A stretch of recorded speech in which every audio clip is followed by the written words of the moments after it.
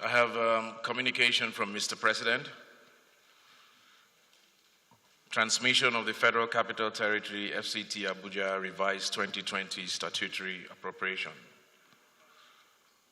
Dear Honorable Speaker, pursuant to sections 121 to 122 and 299 of the 1999 Constitution as amended, I forward herewith the revised 2020 statutory appropriation of the Federal Capital Territory Administration, Abuja, for the kind consideration and passage by the House of Representatives. These revised estimates of revenue and expenditure are proposed in response to the lower revenues and higher personnel costs projected for the Federal Capital Territory Administration in the 2020 fiscal year due to the coronavirus pandemic, as well as the decline in global and domestic economic performance. While appreciating your usual expeditious consideration of this submission, please accept, Right Honorable Speaker, the assurances of my highest consideration. Yours sincerely, M. Mohamed Buhari.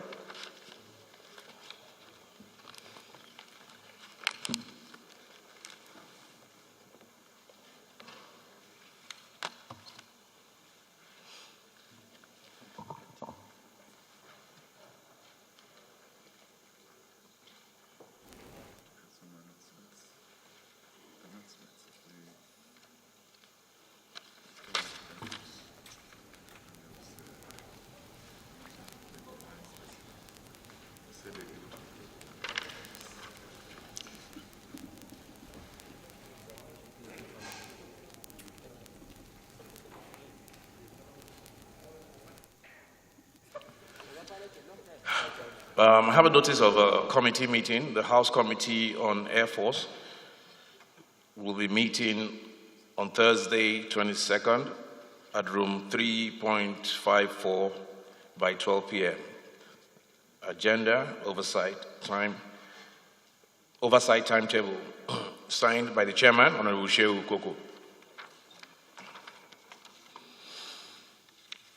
I also have a letter from Honorable Fatoba Olushola, the demise of Honorable Samuel Adeyemi.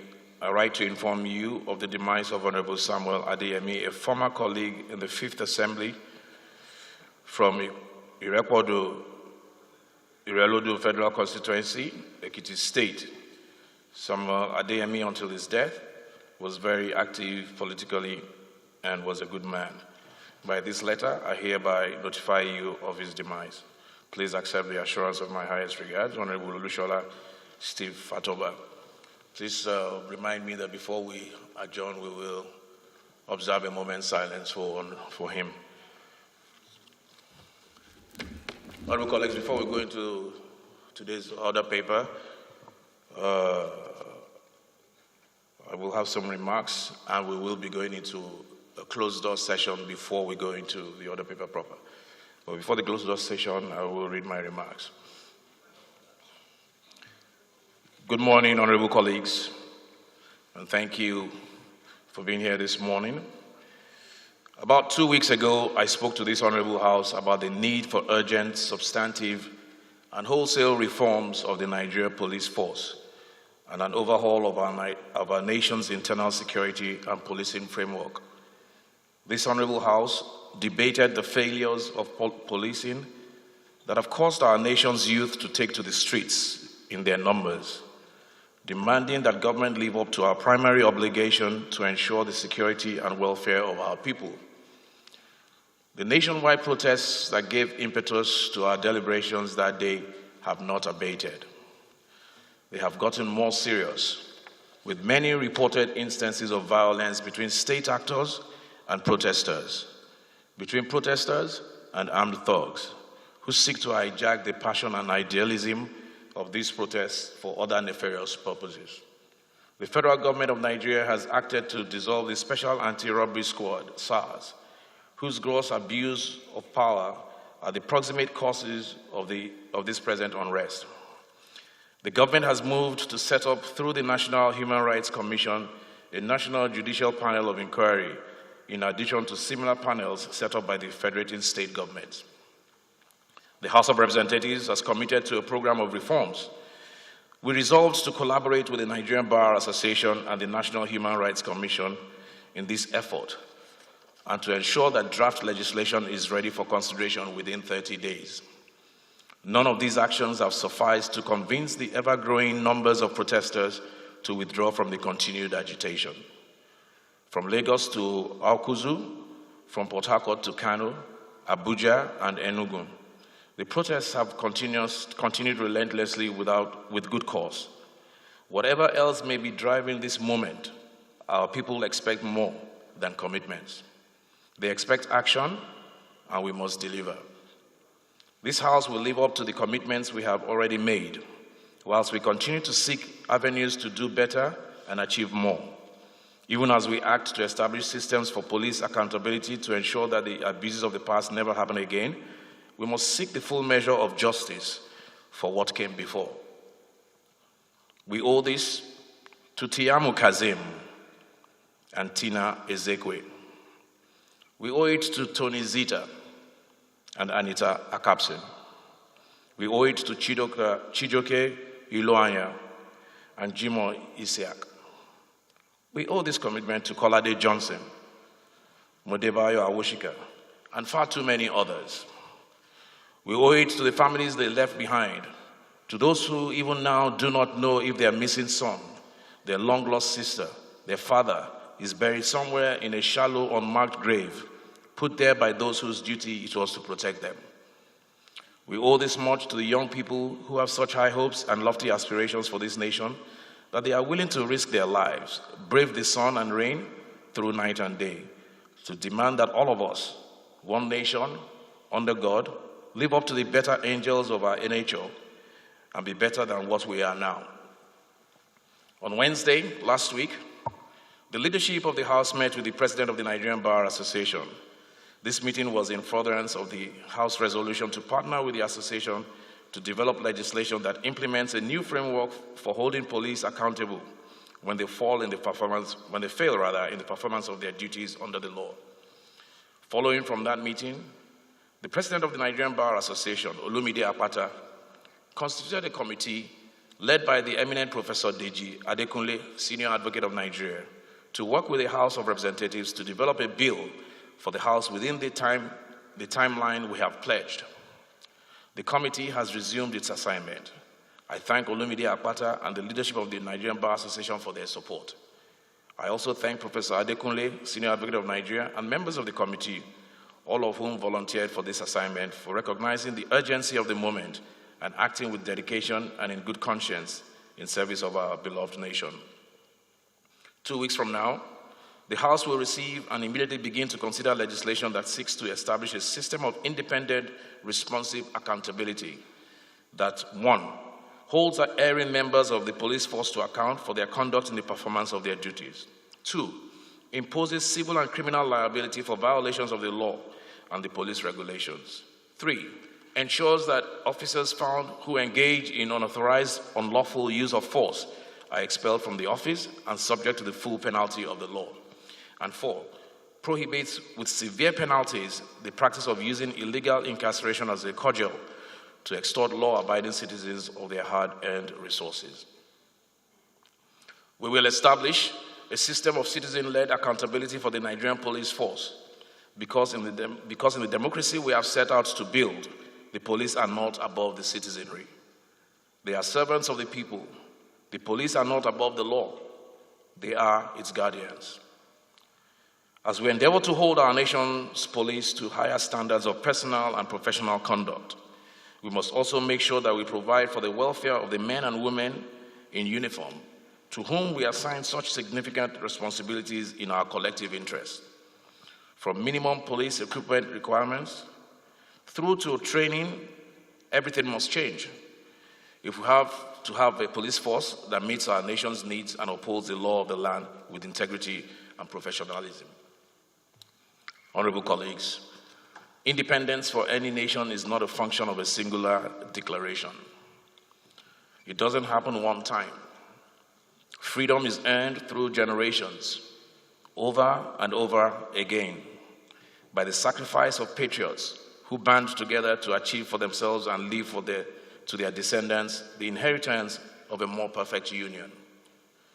60 years ago, Our country gained its independence from the British, who until then had chartered our course and devised our fate. 20 years ago, when we set off the shackles of the military dictatorship to commit once more to this grand experiment in civil governance, we gained independence again. Today, we are witnessing across Nigeria a call for a fundamental rethinking of our nationhood. As we sit here in this hallowed chamber, a new independence movement is roiling our nation. A generation of young people who came of age in the years of our democracy have looked upon what we have built and decided that we can do better. We will do well to heed this call and what it portends for Nigeria. Let us take the opportunity of this moment to do the hard things, make the right choices, and pursue those objectives that drive progress and put us in good stead for generations to come. As Speaker of this House of Representatives, let me say now, for the records to reflect, and in the expectation that I will be held to account, I will not sign off on a 2021 budget that does not include adequate provisions to compensate those who have suffered violence and brutality at the hands of the police in Nigeria in the last decade. I will not sign off on a budget that does not meet the reasonable demands of the ASUU, to which government has already acceded. There is no better time to rethink the system of funding for higher education in Nigeria. The current system does a great disservice to our children and our country, and we must commit to changing it so that we can free our institutions of higher learning to be citadels where innovation thrives and excellence is a given. With my colleagues in the House of Representatives, I will visit over the next week some of the families of those who have lost loved ones to police brutality. And when we come back, we will work together to honor the memory of those who we have lost. The House of Representatives will pass an electoral reform bill in time for the next generation elections so that we may continue to improve the process of electing our political representatives at all levels. I will support the amendment of the Constitution to ensure that the provisions of fundamental human rights have teeth, resource control is dealt with equitably, and that the next generation of Nigerians will not inherit evident dysfunctions of our current system. This is my commitment, and I ask the support of the House of Representatives for this and more. Let us, through the grace of God and with humility, work together to bring peace, security, justice, and prosperity for all our nation's people. To the young people across Nigeria who have led this protest, whose call for change has brought about this historical moment, you are the midwives of national rebirth.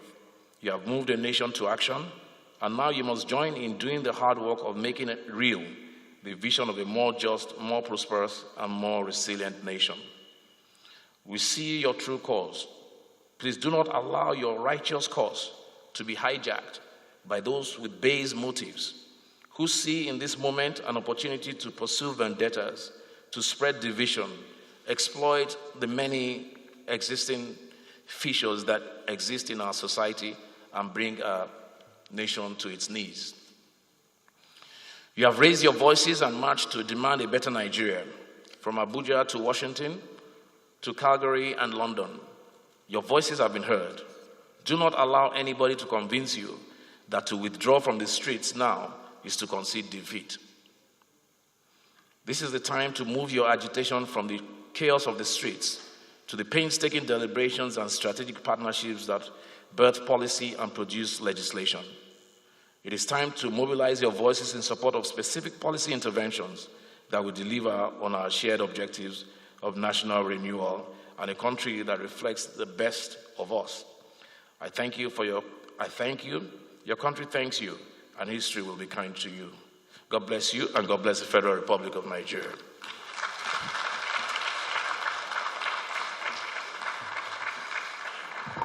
Leader, executive session.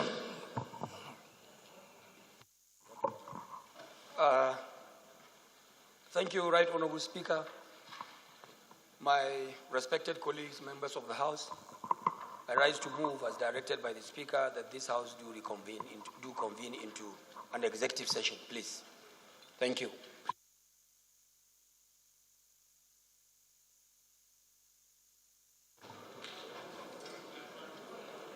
Second.